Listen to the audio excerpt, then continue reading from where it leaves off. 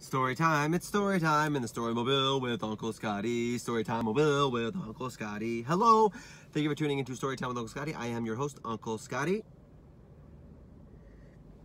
We have our own mugs. We have our own Storytime mobile. All thanks to time. What is time? A construct. What is story time with Uncle Scotty without time? Story with Uncle Scotty. Less fun. We've been reading Pippi Longstocking, and oh my gosh, what just a series of fantastic stories. We're gonna put this here. Pippi has offered and brought us. It's been such a wonderful story so far, and I'm gonna get right to it. But first, I want to thank everybody who's been supporting us on Patreon, and I have a special thank you to our next supporter, and that is Harrison. Harrison in Indiana. Harrison, thank you so much for watching. And you listen to some good tunes on any given day for sure, because you got good taste in your house when it comes to music. And I hope you're enjoying story time at the same time. Harrison, thank you so much for watching and supporting us. Hope you're enjoying your mug and your bookmark and your bookmarkus. And thank you for watching. Okay, let's get right to it. I think this is a big chapter, so we're gonna just jump right in. Chapter 6, Pippi arranges a picnic. We don't have any school today because we're having a scrubbing vacation, said Tommy to Pippi. Scrubbing vacation? Well, I like that, said Pippi. Another injustice. Do I get any scrubbing vacation? Indeed I don't, though goodness knows I need one. Just look at the kitchen floor. But for that matter, she added, now I come to think of it, I can scrub without any vacation. And that's what I intend to do right now. Scrubbing vacation or no scrubbing vacation. I'd like to see anybody stop me. You two sit on the kitchen table, out of the way. Tommy and Annika obediently climbed onto the kitchen table, and Mr. Nilsson hopped up after them and went to sleep in Annika's lap. Mr. Nilsson, the monkey. Pippi heated a big kettle of water, and without more ado is like a confusion, like a chaos. So just straight to it. Without more ado, poured it out onto the kitchen floor. She took off her big shoes and laid them neatly on the bread plate. She tied 2 scrubbing brushes onto her bare feet and skated over the floor, plowing through the water so that it splashed all around her. I certainly should have been a skating princess, she said, and kicked her left foot up so high that the scrubbing brush broke a piece out of the overhead light. Grace and charm I have at least, she continued, and skipped nimbly over a chair standing in the way. Well, now I guess it's clean, she said at last, and took off the brushes. Aren't you going to dry the floor? Asked Annika. Oh no, it can dry in the sun, said Pippi. I don't think it will catch cold so long as it keeps moving. Tommy and Annika climbed down from the table and stepped across the floor very carefully so they wouldn't get wet. Out of the doors, the sun shone in a clear blue sky. It was one of those radiant September days that makes you feel like walking in the woods. Pippi had an idea. Let's take Mr. Nilsson and go on a picnic. Oh yes, let's, cried Tommy and Annika. Run home and ask your mother then, said Pippi, and I'll be getting the picnic basket ready. Tommy and Annika thought that was a good suggestion. They rushed home and were back again almost immediately, but Pippi was already waiting in the gate with Mr. Nilsson on her shoulder, a walking stick in one hand, and a big basket in the other. The children walked along the road a little way and then turned into a pasture where a pleasant path wound in and out among the thickets of birch and hazel. Alliteration, into a pasture where a pleasant path. Presently, they came to a gate on the other side of which was an even more beautiful pasture. But right in front of the gate stood a cow who looked as if nothing would persuade her to move. Annika yelled at her, and Tommy bravely went up and tried to push her away, but she just stood there staring at the children with her big cow eyes. To put an end to the matter, Pippi set down her basket and lifted the cow out of the way. Pippi is so strong. The cow, looking very silly, lumbered off into the hazel bushes. How cows can be so bull-headed, said Pippi, and jumped over the gate. Now this is fun because cows and bulls are the same. Cows can be so bull-headed. What a lovely, lovely wood, cried Annika in delight as she climbed up on all the stones she could see. Tommy had brought along a dagger Pippi had given him, the little knife with the handle. and with it he cut walking sticks for Annika and himself. He cut his thumb a little too, but that didn't matter. "Maybe we ought to pick some mushrooms," said Pippi, and she broke off a pretty rosy one. "I wonder if possible to eat it," she continued. "At any rate, it isn't possible to drink it, that much I know, so there is no choice except to eat it. Maybe it's possible." She took a big bite and swallowed. "It was possible," she announced, delighted. "Yes, sirree, we'll certainly stew the rest of this sometime," she said, and threw it high over the treetops. "What have you got in your basket?" asked Annika. "Is it something good?" "I wouldn't tell you for $1,000, said Pippi. "First, we must find a good picnic spot." The children eagerly began to look for such a place. Annika found a large flat stone that she thought was satisfactory, but it was covered with red ants. "I don't want to sit with them," said Pippi, "because I am not acquainted with them." "And besides, they bite," said Tommy. "Do they?" asked Pippi. "Bite back, then." Then Tommy found a little clearing among the hazel bushes, and he thought that would be a good place. "Oh no, that's not sunny enough for my freckles," said Pippi, "and I do think freckles are so attractive." Farther on, they came to a hill that was easy to climb. On one side of the hill was a nice sunny rock, just like a little balcony, and there they sat down. "Now, shut your eyes while I set the table," said Pippi. Tommy and Annika squeezed their eyes tightly shut as possible. It's hard for me to read and act this part out. Tommy and Annika shut their eyes tightly as shut as possible. They heard Pippi opening the basket and rattling paper.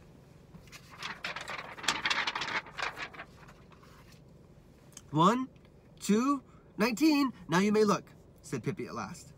They looked, and they squealed with delight when they saw all the good things Pippi had spread out on the bare rock. There were good sandwiches with meatballs and ham, a whole pile of sugared pancakes, several little brown sausages, and 3 pineapple puddings. For, you see, Pippi had learned cooking from the cook on her father's ship. "Aren't scrubbing vacations grand?" said Tommy with his mouth full of pancakes. "We ought to have them every day." "No, indeed. I'm not that anxious to scrub," said Pippi. "It's fun, to be sure, but not every day. That would be too tiresome." By the way, I think scrubbing vacation is what Tommy and Annika's parents called like a cleaning day. So they were like, don't go to school, we're having a scrubbing vacation, a cleaning day. And instead they went to Pippi's, and instead they went on a picnic. At last the children were so full they could hardly move, and there they sat in the sunshine and just enjoyed it. #food coma. "I wonder if it's hard to fly," said Pippi, and looked dreamily over the edge of the rock. The rock sloped down very steeply below them, and it was a long way to the ground. "Down, at least, one ought to be able to learn how to fly," she continued. "It must be harder to fly up. But then you could begin with the easiest way. I do think I'll try that." "No, Pippi!" cried both Tommy and Annika. "Oh, dear Pippi, don't do that!" But Pippi was already standing on the edge. "Fly, you foolish fly, fly!" And the foolish fly flew. Alliteration. "Fly, you foolish fly, fly!" And the foolish fly flew, she said. And just as she said flew, she lifted her arms and took off into the air. In a half second, there was a thud. Pippi was hitting the ground. Tommy and Annika lay on their stomachs and looked down at her terrified. Pippi got off and brushed her knees. "I forgot to flap," she said joyfully, "and I guess I had too many pancakes in my stomach." At that moment, the children noticed that Mr. Nilsson had disappeared. He had evidently gone off on a little expedition of his own. They remembered that they had last seen him contentedly chewing the picnic basket to pieces, but during Pippi's flying experiment, they had forgotten him, and now he was gone. Pippi was so angry that she threw her shoe into a big deep pool of water. "You should never take monkeys with you anywhere," she said. "He should have been left at home to pick fleas off the horse. That would have served him right," she continued, wading out into the pool to get her shoe. The water reached up to her waist. "I might as well take advantage of this and wash my hair," said Pippi, and ducked her head under the water and kept it there so long that the water began to bubble. "There now, I've saved a visit to the hairdresser," she said contentedly when at last she came up for air. She stepped out of the pool and put on her shoe. Then they went off to hunt for Mr. Nilsson. Hear how it squishes when I walk? Laughed Pippi. It says clafs, clafs in my dress and squish, squish in my shoes. Isn't that jolly? I think you ought to try it too, she said to Annika, who was walking along beside her with her lovely flaxen hair, pink dress, and little white kid shoes. Some other time, said the sensible Annika. They walked on. Mr. Nilsson certainly can be exasperating, said Pippi. He's always doing things like this. Once in Arabia, he ran away from me and took a position as a maidservant to an elderly widow. That was a lie, of course, she added after a pause. Tommy suggested that they all three go in different directions and hunt. At first, Annika didn't want, but Tommy said, "You aren't afraid, cat?" Oh, like a fraidy cat. "You aren't afraid, cat, are you?" And of course, Annika couldn't tolerate such an insult, so off they went. Tommy went through a field. Mr. Nilsson he did not find, but he did find something else. A bull! Or to be more exact, the bull found Tommy. And the bull did not like Tommy, for it was a very cross bull who was not at all fond of children. With his head down, he charged towards Tommy, bellowing fearfully. Tommy let out a terrified shriek that could be heard all throughout the woods. Pippi and Annika heard it and came running to see what was the matter. By that time, the bull had almost reached Tommy, who had fallen head over heels over a stump. "What a stupid bull," said Pippi to Annika, who was crying uncontrollably. "He ought to know he can't act like that. He'll get Tommy's white sailor suit all dirty. I'll have to go around and talk some sense into that stupid animal." No, we don't use that word. Pippi's only using this because a bull is trying to charge after her best friend, and it's dangerous. We don't use that word. And off she started. She ran up and pulled the bull by the tail. "Forgive me for breaking up the party," she said. Since she had given his tail a good hard pull, the bull turned around and saw a new child to catch on his horns. "As I was saying," went on Pippi, "forgive me for breaking up, and also forgive me for breaking off." And with that, she broke off one of the bull's horns. "It isn't the style to have 2 horns this year," she said. "All the better bulls just have 1 horn, if any." And she broke off the other horn too. As bulls have no feelings in their horns, this one didn't know what she had done. He charged at Pippi as if she had been any other child there, and if she had been any other child, there would have been nothing left but a grease spot. "Hey, stop tickling me!" shrieked Pippi. "You can't imagine how ticklish I am. Hey, stop, stop, or I'll die laughing." But the bull didn't stop, and at last Pippi jumped on his back to get a little rest. To be sure, she didn't get much, because the bull didn't in the least approve of having Pippi on his back. He dodged about madly to get her off, but she clamped her knees and hung on. The bull dashed up and down the field, bellowing so hard that smoke came out of its nostrils. Pippi laughed and shrieked and waved at Tommy and Annika, who stood a little distance away, trembling like aspen leaves, like tree leaves. The bull whirled round and round, trying to throw Pippi. "See me dancing with my little friend?" cried Pippi, and kept her seat.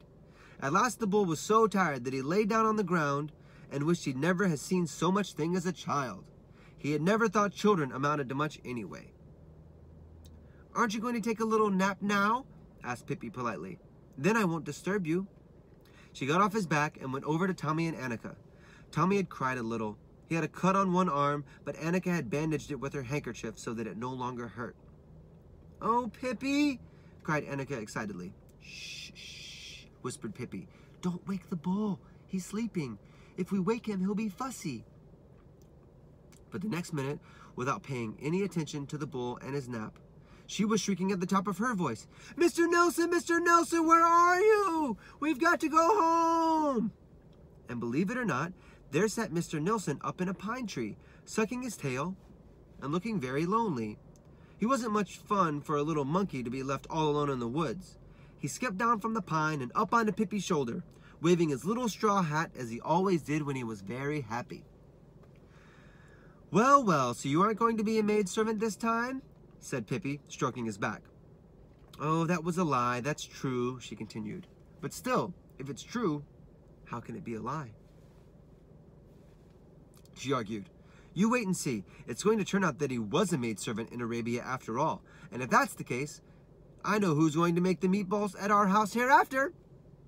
and they strolled home, Pippi's dress still going claff, claff, claffs, and her shoes squish, squish, squish. Tommy and Annika thought they'd had a wonderful day in spite of the bull, and they sang a song that they had learned at school. It was really a summer song, but they thought it fit very well, even if it was now nearly autumn. In the jolly summertime, through the field and wood we make our way. Nobody's sad, everybody's happy. We sing as we go, holla, hallo. You who are young, come join in our song. Don't sit home moping all day long. Our song will swell through the wood and dell, and up the mountaintop as well. In the jolly summertime, we sing as we go, hallo, hallo, hello, hello. Pippi sang too, but with slightly different words. In the jolly summertime, through field and wood I make my way. I do exactly as I wish, and when I walk it goes squish, squish, squish, squish, squish, squish. And my old shoe, it's really true, sometimes says chip and sometimes says chew. For the shoe is wet, and the bull sleeps yet. I eat all the rice pudding I can get. In the jolly summertime, I squish wherever I go. Squish-o, squish-o, squish-o. And we'll find out what happens next time on Storytime with Uncle Scotty. Oh my gosh, I have been your host for this episode of Storytime with Uncle Scotty. Thank you for watching. We have our own mugs. We have our own Storytime mobile.